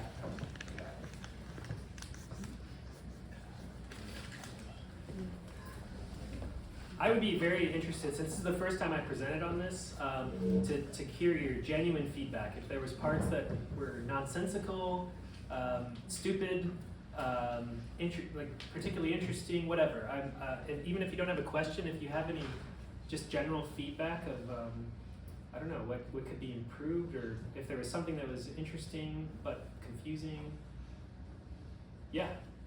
I have a question and something that was interesting. How do you, if it's, I mean, you've sort of described the whole system as a maybe unproductive whole. How do you explain the interest of PE firms in the whole industry and sort of gobbling up practices, or did they just run out of other productive things to do? It's kind of a conceptual, like a delicate conceptual distinction, because when I say like non-productive, I don't mean unprofitable, because as long as these people act as a revenue magnet, they do magnetize revenue towards themselves. Like if you have this commercial insurance and you're, to take a good example, in Texas in the 80s, experienced a huge explosion of private for-profit psychiatric firms, and one of the big leading causes of this was that they had this, this additional supplement to people's commercial insurance that you could get if you were a victim of a violent crime. So it was like a trauma fund, basically. It was $100,000 you would get to trauma-informed care or something like that. These private for-profit hospitals just gobbled it up. They would bring them in, they were erected almost purely to take advantage of this fund. So they would build the hospitals, they would get people in, you know, attract them in with promises of tender, loving care, and then just completely ignore them, the cheapest possible labor in the place, and just wait until the fund runs out. So in that sense, it makes sense why people either they see money and they go towards the money. It makes sense on an individual capitalist level why they would be attracted towards building these hospitals when a fund like that exists. But the fact of the matter is that it's dependent on legislation. It's not dependent. It's not an industry that makes money on its own product. It has to have an infusion of cash that comes from somewhere else in order to have that fund available. And then when it runs out, they all closed. They outcompeted each other for one thing. Too many people built these private hospitals, so they completely like ruined the pricing mechanism locally. And then I believe the fund ran out, and then or they stopped offering so much, and they lost their reason to exist. So that's more. It's still profit, but you have to think of it as a profit competing for a finite fund that comes from other funds.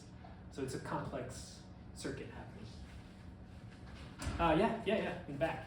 Kind of a question on that. I really appreciated all of your use of Marxist political economy, and I had a question about how you're thinking about like the lumpen proletariat, because you're resting a lot on this idea of proletarianization. Mm-hmm. And I think what's interesting is I feel like the way that you're describing this like economic network of health services feels like a mirror of what lumpen is. Like on the two edges of health services, you have the productivity of the prison industrial complex, and then you have the productivity of the actual labor force. And you have people like going out into either of those spheres. Either they're getting better or they're being medicated, so they can go back into the labor force and they can sell their whatever for their wage, yada yada. Or they're being moved into prisons. Yeah. Because they're unproductive. Yeah. Yeah, I mean, I haven't thought through this project explicitly using his writing on the lumpen proletariat very much, but it's definitely in the back of my mind. But just to speak to your point, like one argument that I take up in the part of the book that this second half of this talk comes from is that there's I kind of go by all the different arguments that people have for why the psychiatric services exist, because I said in the talk too, like, why does the state fund this thing if it's losing money on it? Like, it has to have a reason to do it. And one of the theories for why it does what it does is that it's supposedly investing in human capital, and then people are going to come out the other end, these like productive wage laborers, basically. So it's investing in like a new generation of laborers or something like that. I don't see evidence for that. I don't think, if there are points in time, for instance, at the onset of the moral treatment movement in France during the French Revolution, in the US, in the early 19th century, there's moments where people have this extreme periods of optimism. 1920s also, the mental hygiene movement around here, where they're like, we can actually get into people's workplaces, discover the root causes of mental illness before they strike, invest heavily in them as a worker, and then they're gonna come out and they're gonna like be a super worker, or they'll go back to their level of productivity or something. But those schemes all failed. They never had they did not succeed in these schemes. And if they did, it always only succeeded with what they would call in the literature the worried well. That is like people who maybe have difficulties at work, difficulties in their sex life that's affecting their work, stuff like that. They had success there for sure. But with this kernel, I call it like the kernel that they can never seem to get rid of, which is like what they call the chronic mental illness. Severe persistent mental illness is typically what we call it now. But this issue of chronicity, they've never been able to do away with it, and they constantly are struggling to figure out what to do with it. But I think the explanation that makes the most sense to me as a kind of extra economic explanation that goes through a lot of history is kind of, I hope, getting at what you're saying, which is that they recognize that there's a large group of non-productive individuals who will not be successfully reintegrated into the labor market. So what do we do? Because people are taking care of them at home, and for the vast majority of the history that we've had psychiatry until relatively recently, the expectation was that you would try at home first. Even in the 20th century, when we had this humongous rise in psychiatric inpatient care, the tendency was still that most people were still kept at home, at least until early mid 20th century. But definitely in the 19th century still, most people were kept at home, and the expectation was that you would be kept at home. But that started to fade as I think as certain labor market dynamics and the structures of housing in the United States changed, and it became impossible for people to if not care for, at least like keep someone at home without them causing too much trouble. And so you see this demand coming from families. This is a kind of one of those inconvenient truths, I think, that, for instance, the let's abolish psychiatry today thing doesn't really appreciate, is that in the 19th century, the people who were demanding the increase of inpatient psychiatric care were mostly families who didn't know what to do with having to work 12 hours a day, also take care of the house, and also take care of someone who's not working and provide and feed them, not even necessarily care for them if they didn't need direct attention or care, also just another person to feed. If you're working all these hours and you're not making enough money, it's hard to pay for an extra non-productive individual. There's nothing malicious in this, I don't think. Although it becomes malicious over time as these attitudes reify and become natural law. And that's kind of what I was trying to get in the beginning part, which is that we're looking at really an economic process that determines these fates, but then they get coagulated as a kind of natural constitutional factor about the person, that they're just constitutionally incapable of living in society or something like that. The question is, what society? What kinds of production, what types of jobs are available, and why are they so hostile to certain types of people? That to me is the real question. Yeah? I wanted to, first of all, just sort of pick up on this thread that you had at the end here about, I don't want to paraphrase you, but picking up on the relationship between inpatients, between the consumers of psychiatric services that might be patients within a psychiatric hospital, and then the underpaid labor force that is the mental health care workers serving them. And I'm wondering if there are any contemporary strategies you can point to for building political or economic solidarity between these two groups who are very much isolated from each other politically within the unit. Yeah. This is going to be anecdotal because it's going to be based on things that I've seen. In a general sense, in my abstract argument, I think as these, I have to be careful because I don't know if there's an actual a real quantifiable rise in mental health unionization efforts, but I do think there's a spirit of the rise or something in the last couple of years. There's been a lot more attention. There's been a lot more excitement around Kaiser Permanente. There's a few others, and also the kind of the whistleblow scandals around Arcadia and these big hospitals that are doing horrible practices. There's an energy around it, and there's also a lot of negative energy too. There's obviously the Penny trial is a landmark one, and there's other, I don't know, just anecdotally conversations I've had with people. Last time I came to New York, I had some weird conversations with people when I presented about my book, who were like, "Oh, you don't know what the subway is like that kind of thing." You might change, you might want to rewrite your book, maybe something like that. Yeah, in a general sense, I think as these efforts take hold or as we see them happen, I think we would really be remiss to not try to find some way to to bring those two groups together because they are presented as very different. And an example I like to bring up, and when people ask me this question, is there's Regional Treatment Center, which is the state hospital. It used to be the asylum in this town in Minnesota, Anoka, and now they call it the Regional Treatment Center, but it's in the same place and it's the same function and it's owned by the same state. So it's the same thing pretty much.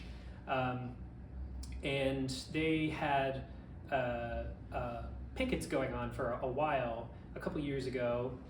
Actually, it might not be a couple years ago now. The pandemic has melted my time since, but I think it's probably 7 years ago maybe. But they had pickets going on for a while where the very much underpaid and vast, mostly African immigrant laborers who were working the low menial jobs in this hospital were picketing because they were the objects of violence from the patients. And the reason they said this was happening was because patients were being diverted from the local jail into the state hospital more quickly or without the same kind of juridical process that was happening before them. So the pickets were about danger, the danger that the staff faced, the danger, the level of risk that was involved in working in the environment and how they deserve to have more safety precautions in place and higher pay and all these things. And that's true. You should not be punched in your work environment, right? Like that, I think we can all get down with that. And if there's a risk of getting punched, you should get paid more. But the other side of that is that the space that they're in is a space of violence, and that's just the truth. That is a space where people are locked inside and they're not allowed to leave. And they have to stay oftentimes for very long extended periods of time, and there's been other scandals involving violence against the patients.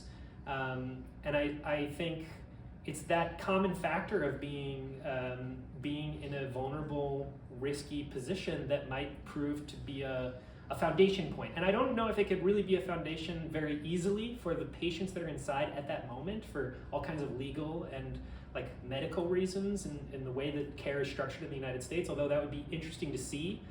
Historically, there's lots of examples of that happening. The Italian case is my personal favorite. The democratic psychiatry movement and Franco Basaglia, and they rallied with the patients and they smashed the hospital walls with sledgehammers. And there's a similar movement that happened in Brazil. It's very similar process of making those connections between patients, kind of forming patient working groups and labor unions at the same time, in a sense. France also has a really interesting history of public sector unionization in the mental health field and a totally different path of development because of that. We're kind of the big losers in this regard, I think. we don't have much history to turn to in this regard. But even if it's extremely hard to navigate organizing the staff with the patients who are in the facility at that moment, there are today existing patient organizations and organizations that align themselves with psychiatric patients that I think people could turn to kind of get some new language, to develop relationships, I don't know. I don't exactly know how that conversation needs to start. I think it would be place dependent, sector dependent, and firm dependent of what that would look like. But I think there's some inklings of possibility there. I don't know. That's such an unsatisfying answer, but it's an unsatisfying reality. Possibility. I'll take that. Yeah. Yes. First of all, thank you. I found this work really generative.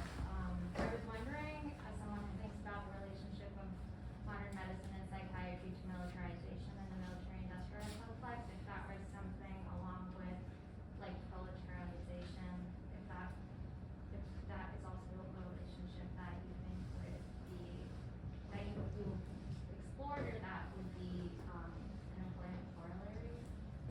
Sure. Not a specific question, actually. Not in the terms of the history of proletarianization and that relationship. But in terms of that part where the military does come in a big way in the work is in developing screening technologies and mental healthifying the broader society. The military was really behind developing mass screening techniques that were used, for instance, for screening immigrants into the country, for signs of defectiveness to keep them out, for getting all types of social deviants and constitutionally defective people out of the military. So they had a huge role in that side of things, in the kind of public uses of psychiatry, the public health kind of psychiatric initiatives. But those, in my mind, come later down the line. And also they had a huge role in developing this kind of middle strata of the psychiatric sector that I was talking about, where it used to be much more highly polarized between the psychiatrists at the top and this massive attendance, and then it got filled in. The military was a huge part of like filling in all these different middle roles that people could play. That came out of having military expertise, but not institutional expertise. So they were experts in mass psychiatry for the first time. But I'm sorry, I don't have a better answer on this specific question. I think we got time for one more question. Oh, I saw 3 all at once. If Sasha can't stick around, you're welcome to blend hole around. Sure, yeah. Okay, so thanks. So much thank you. And like there's so much, it's gonna take me a little while to parse out my thoughts on a lot of the work. And I think that two things that I'd be curious about. One just kind of came up even as a result of this discussion here. I know at one point, I forget which kind of like constellation, I think maybe around like, when we're talking about like base and superstructure, not necessarily needing to like flesh out or separate ideology from like material culture and an economic organization, but I do think like an examination of even just clinical language and how that's used, and like really what I'm thinking about is this idea of risk. As like a couple questions ago, I work in a clinical capacity, and like so much of what we have to do is like calculate someone's risk, and how even in the context of this talk, it felt very like revealing of an allegiance to like financial systems of calculation. Like I don't know, there's just something that's very interesting to me, how that's been like co-opted with like no sort of qualm of like, yes, like calculating someone's risk to the system is something that is clinical model. It's totally seen as like inherent to the work that I don't think was actually true even 20 or 30 years ago. So that's interesting to me, just how the language reveals some of these connections. But then separately, I think something that I'm personally curious about, and I don't know if it's in the scope of your work, but it did come up a couple times, is sort of thinking about the way racialized bodies and connections, like definitions of madness, are used around control, especially for thinking about racial capitalism. I think the 2 points that I was really interested in that you brought up were one around the murder of Jordan Neely, and how this idea of like the actual killing of him as a Black schizophrenic person was produced less of a moral outrage than the potential harm that a Black schizophrenic on the subway acting strangely could be towards other bodies. And that's really relating, I think, to both like danger, risk, but also like racialized underpinnings of capitalism. And then also that the statistic, or the frame that you use, that an increase of psychiatric involuntary hospitalizations of Black people between 1960 and 1980, I want to say, were the years that you noted. Like about those years are really interesting in Yeah. terms of what's thinking about like the social organization that was happening at that time. I know other work like Jonathan Bett's own like what is the protest psychosis kind of gets to that, but still this idea like there's kind of these threads of thinking about like just the again like the racialized body, capitalism, organization of madness, and how that can be used as a tool to further organize and siphon people in different directions. Yeah, absolutely. It certainly comes in. There's a whole section of this part of the book, the Belacqua part of the book, that is dedicated to, the racial division, I guess. Interestingly, in this account too, so in addition to Metzel's work, which if people don't know that one, that's a great book, The Protest Psychosis. It's about, it ties into directly to that part of the talk I was saying with the, he traces how when the word dangerous basically was incorporated into the diagnostic criteria for schizophrenia, the Black representation in the diagnostic category of schizophrenia went way up. So the perception of Black people as dangerous contributed to this shift. I mean, the way it comes into the work as it exists is just as another kind of as maybe like multi-layer strata of subjection and abject positioning. And a good example of that is like, I've read 2 accounts in the last 2 years of authors saying that that's the only account they've ever heard of the patients building their own asylum. But so I found 2, and both of them were Black patients. One was a group of Afro-Cubans who built the famous Masora, which is like was considered like a hellhole snake pit until the Cuban Revolution, and then they introduced some massive reforms very quickly. Still not great, but a very, very big shift. But that one was built by the patients themselves who were ex-slaves. And then I can't remember the name of the asylum, but it's in Maryland. Was built by the patients themselves as well. And that book is It's right there. Oh, it's right here. Madness, It's Antonia right Hilton. here. Yeah. Here it is. Great. This one, Antonia Hilton, Race and Insanity in a Jim Crow Asylum. It's great. This is a good book.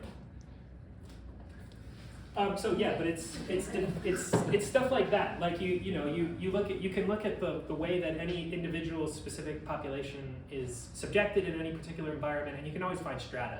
You can always find like there's a lower than the low, and in psychiatry that is typically how it's played out. It's like as low as the objective of like of mad patients was in the early 19th century, it's even lower in colonial asylums. It's very similar. There's a very strict division, segregated division between the colonizers, whom the asylums were really built for, in an interesting kind of twist, and the colonized who ended up in there, who were basically menial workers, working the fields, not really getting any treatment. But that's mostly how it plays in, is looking at these kind of internal dynamics, internal structural dynamics. And it certainly plays a huge role. It's pretty consistent in this country. Thank you. Yeah. Thanks, Sasha.